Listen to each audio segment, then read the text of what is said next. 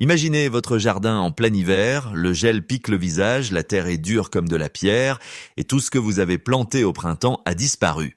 Les épinards se sont transformés en une bouillie noire, la laitue a pourri sous la neige et les poivrons et tomates ne sont plus que des squelettes sales et brisés dépassant du sol gelé. Pour la plupart des jardiniers, c'est la normalité et quelque chose que nous acceptons sans y penser. C'est ainsi que se présente le cycle naturel des légumes. Ils poussent, donnent des fruits pendant un court instant, puis meurent. Tiens, chaque année, nous répétons le même schéma. Planter, arroser, attendre et finalement réinitialiser. À partir de zéro, on nous a appris que cela devait être ainsi, que les légumes sont faibles, temporaire et entièrement dépendant de la saison et qu'en hiver, le jardin doit être mort et vide. Mais si vous regardez de plus près, vous verrez quelque chose qui ne correspond pas à cette image. Au milieu du jardin gelé se tient une plante qui n'a pas obéi à ses règles. Elle est haute, a un tronc épais et ligneux et ressemble plus à un arbre qu'à un légume. Ses feuilles ne sont ni brunes ni flétries. Elles sont d'un violet intense, vivantes et pleines d'énergie, malgré le gel et la neige. Détachez une feuille et essayez de la manger tout de suite par temps froid. Au lieu de l'amertume, vous ressentez une douceur surprenante. En plein hiver, ce n'est ni une légende ni un miracle de la nature. C'est une plante oubliée qui remet en question tout ce qui nous semble évident en matière de jardinage, d'alimentation et de survie. La plante en question n'est pas un épinard ni une laitue et ce n'est certainement pas un légume annuel typique qui termine sa vie après quelques mois. Elle s'appelle Purple Tree Collard et ce nom seul suggère que nous avons affaire à quelque chose d'inhabituel.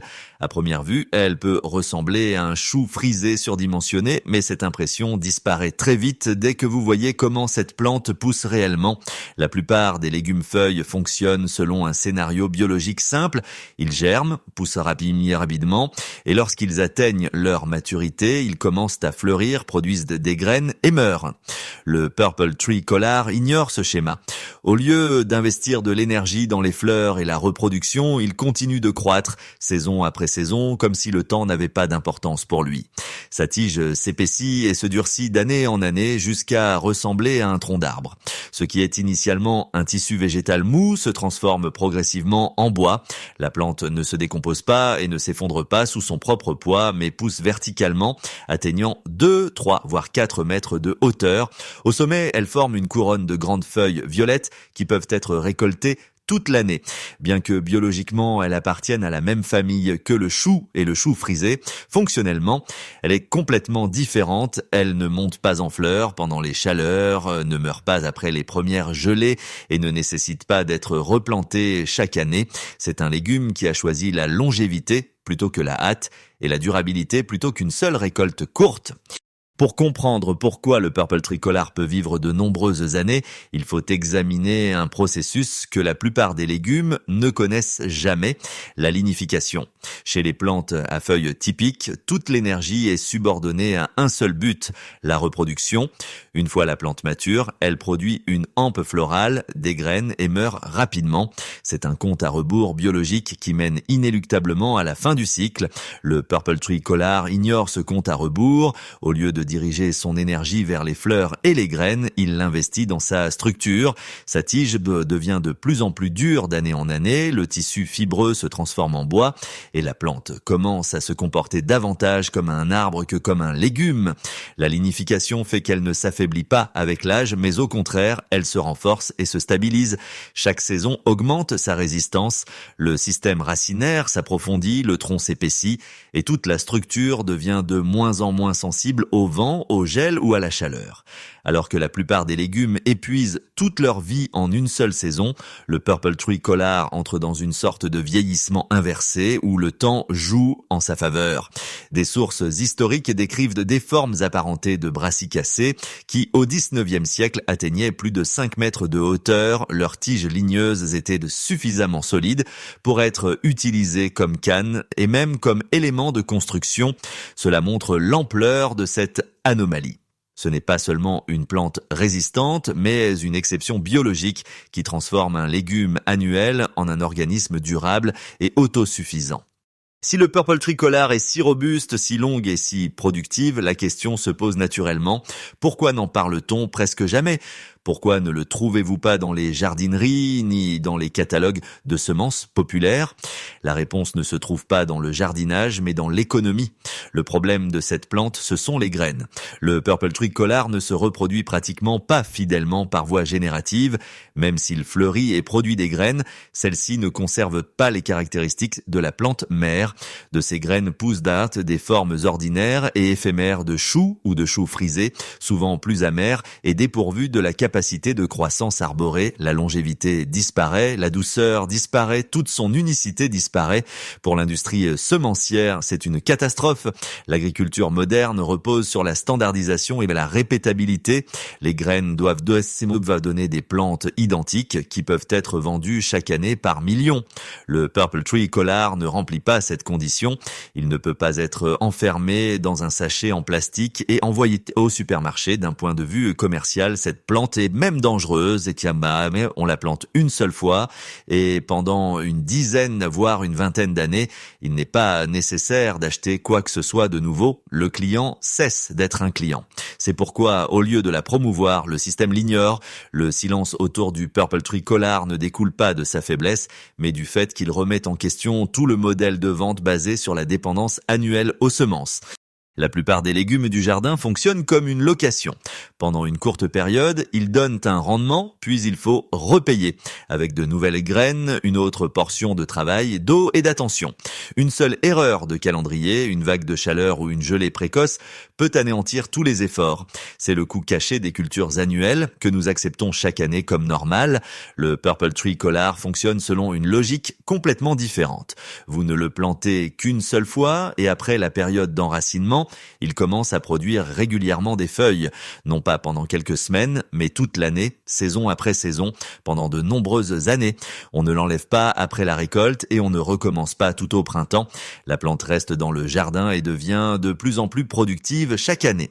Avec le temps, le tronc s'épaissit, les racines s'enfoncent plus profondément et la couronne de feuilles s'agrandit. Au lieu de s'affaiblir, la plante augmente sa productivité. Un Purple Tree Collard mature peut fournir des feuilles fraîches même en hiver lorsque la plupart des légumes ont depuis longtemps disparu. En comparaison, les épinards montent rapidement en fleurs et deviennent la mère, la laitue pourrit sous la chaleur et le chou frisé classique ralentit considérablement sa croissance par temps froid. Chacun de ces légumes nécessite des plantations et une attention continue. Le Purple Tree Collard ne demande que de la patience au début, puis il devient une source constante de nourriture. Ce n'est pas une récolte annuelle, mais une ressource alimentaire à long terme. La longévité n'aurait pas beaucoup d'importance si les feuilles de cette plante étaient insipides. La plupart des légumes récoltés en hiver sont durs, fibreux et amers, consommés plutôt par nécessité que par plaisir. Le Purple Tree Collard brise aussi les schémas établis à cet égard. Lorsque la température baisse, la plupart des plantes souffrent, car l'eau dans leurs cellules gèle et détruit les structures délicates. Le Purple Tree Collard réagit de manière complètement différente. Avec l'arrivée du gel, il active un mécanisme appelé cryoprotection. Au lieu de laisser les tissus gelés, la plante transforme l'amidon accumulé en sucre. Ces sucres agissent comme un liquide antigel naturel, abaissant la température de congélation des sèves végétales et protégeant les cellules des dommages. L'effet secondaire est surprenant, mais très bénéfique pour l'homme. Plus il fait froid, plus les sucres s'accumulent dans les feuilles et le goût devient de plus en plus doux. Alors que le chou frisé de supermarché en janvier est fade et sans caractère, une feuille de Purple Tree Collard cueillie dans la neige peut être délicate, douce et nettement sucrée. Ce goût ne peut être obtenu en serre ni par le transport. Il ne se forme que sur une plante vivante exposée à de véritables conditions hivernales. L'hiver n'affaiblit pas le Purple Tree Collard, il en fait ressortir le meilleur.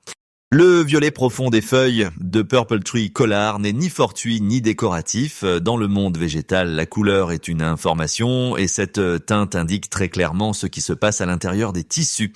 Le violet provient des anthocyanes, de puissants composés antioxydants, les mêmes que ceux que l'on trouve dans les myrtilles, les aronias ou les raisins noirs. Les anthocyanes protègent les cellules végétales du stress causé par le froid, les rayons UV et les dommages oxydatifs Plus les conditions sont difficiles, plus la plante produit de ses composés. Cela signifie que les feuilles de Purple Tree Collard récoltées en hiver sont non seulement plus sucrées, mais aussi plus concentrées en termes de valeur nutritive. Dans l'alimentation moderne, les anthocyanes sont vendus sous forme de compléments. Nous payons pour des gélules contenant de petites quantités de substances que les plantes produisent naturellement en grande dose. Dans le cas du Purple Tree Collard, il ne s'agit pas d'une poignée de fruits, mais de grandes feuilles de la taille d'une assiette, pleines de ces mêmes composés protecteurs. Cela expose un autre problème de l'alimentation industrielle. Les légumes sont cultivés pour leur durabilité, leur apparence et leur transport, et non pour leur valeur nutritive maximale. Avant d'arriver en rayon, ils perdent une grande partie de leur potentiel. Le Purple Tree Collard contourne complètement ce système. Vous le cueillez au moment de sa plus haute activité biologique et le mangez presque immédiatement, transformant votre propre jardin en une véritable pharmacie vivante. À ce stade, une question évidente se pose. Si le Purple Tree Collard est si unique, pourquoi ne pas simplement le semer à partir de graines? La réponse est simple. Dans le cas de cette plante, les graines sont une impasse. Le Purple Tree Collard ne conserve pas ses caractéristiques lors de la reproduction générative et cela change complètement les règles du jeu. Même si la plante fleurit et produit des graines, la descendance perd presque toujours ses propriétés essentielles. De ces graines poussent des formes ordinaires et éphémères de brassicacées, dépourvues de croissance ligneuse, de douceur et de longévité. Ce n'est pas la même plante, mais un recul génétique. C'est pourquoi la vente de graines de Purple Tree Collard est au mieux trompeuse. L'acheteur ne reçoit pas la plante décrite sur l'emballage, mais une version plus faible et dégradée. La seule façon de préserver toutes les caractéristiques de cette plante est la reproduction végétative, c'est-à-dire le clonage. En pratique, cela signifie prélever une bouture d'une plante mère mature. Il suffit d'un fragment de tige sain d'environ 15 à 20 cm de long, sans feuilles, placé dans une terre humide, sans hormones spéciales, sans équipement compliqué. Après un court laps de temps, il développe des racines, comme s'il savait instinctivement qu'il devait survivre. C'est pourquoi le Purple Tree Collard se propage différemment de la plupart des légumes. Non pas par des catalogues et des sachets de graines, mais par l'échange de boutures vivantes entre jardiniers. La connaissance et le matériel végétal circulent de main en main, en dehors du courant dominant du marché. L'erreur la plus courante commise avec le Purple Tree Collard est de le traiter comme un légume ordinaire. Cette approche mène à des problèmes car cette plante fonctionne selon des règles complètement différentes. Une fois enraciné, il faut le considérer comme un jeune arbre et non comme un chou frisé ou un brocoli. Dès le début, la plante tend à une croissance verticale, son tronc devient fort avec le temps, mais les grandes feuilles lourdes agissent comme une voile au vent. C'est pourquoi le tutorage n'est pas une option, mais une nécessité. Un tuteur ou un poteau solide doit être installé tôt et rester en place pendant les années suivantes afin de protéger le tronc de la rupture lors de fortes rafales de vent.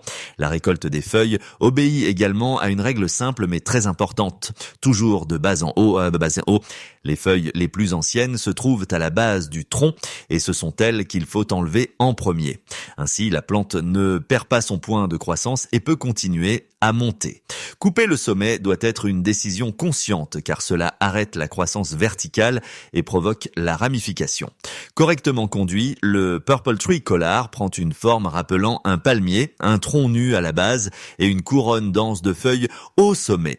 Au lieu de détruire la plante à chaque récolte, vous la maintenez en équilibre et elle vous récompense par une production constante semaine après semaine.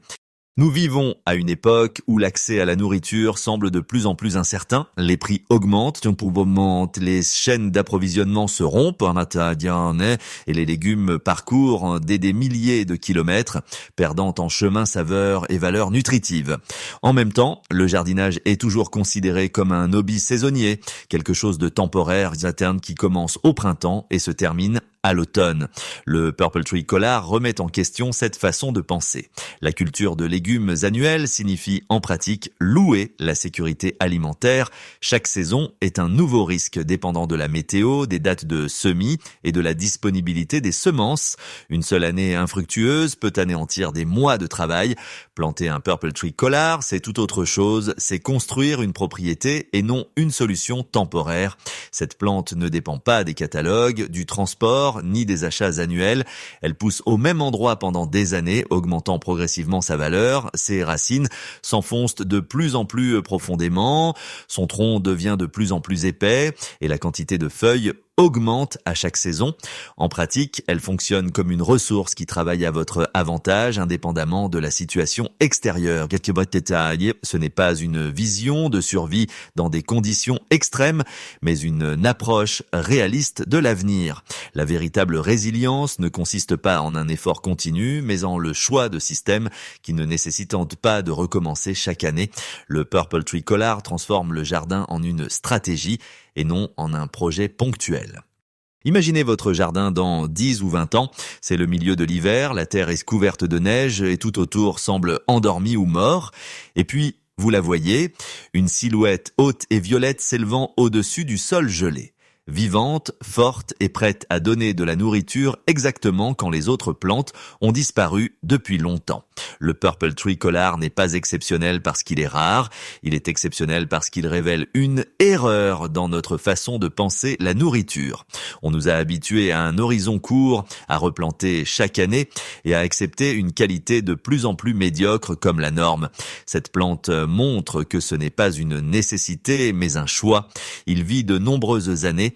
Il gagne en saveur dans des conditions difficiles. Et il ne peut pas être réduit à un sachet de graines. C'est pourquoi il est important. Planter un Purple Tree Collard n'est pas seulement une décision de jardinage, mais un pas conscient vers l'indépendance et la durabilité. Cessez de planter en pensant à une seule saison et une seule récolte. Commencez à penser en termes d'années et de décennies. Un jardin peut être plus qu'un hobby. Il peut devenir un héritage qui travaille pour vous et votre famille longtemps après que d'autres plantes ont été oubliées.